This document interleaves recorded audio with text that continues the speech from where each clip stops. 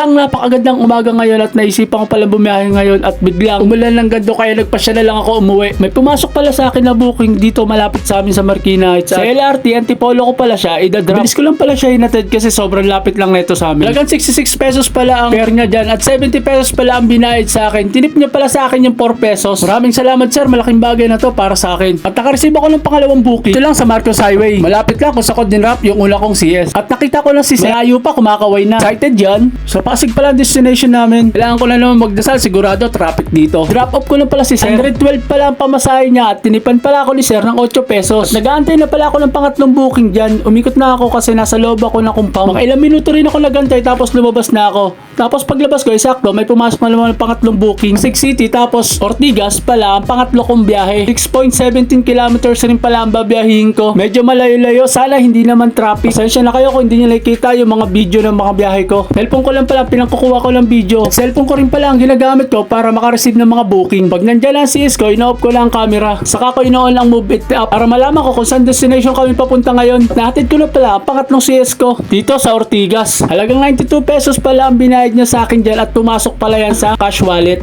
Dito ay nagbabadya na palang umulan at umaambon-ambon na. Kaya napagpasyahan ko na lang umuwi na lang sa amin ngayon. Kaya dali-dali na akong umuwi para hindi na abutan ng ulan. Andito pala ako sa stoplight ng Meralco Avenue.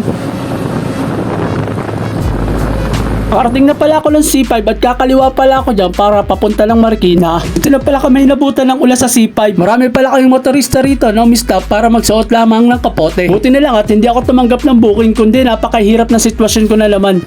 Dito pala ay huminto na ang ulan at tinanggal ko na rin ang aking kapote. Dahan-dahan ko palang binabaybay ang kahabaan ng C5 papuntang Eastwood. Basa kasi ang kalsada, baka kasi maaksidente ako. Maganda na po kasi yung nag-iingat ngayon. Hanggang sa nakauwi na ako sa amin. Maraming salamat pala sa 2 minuto ng panunood nyo. Time!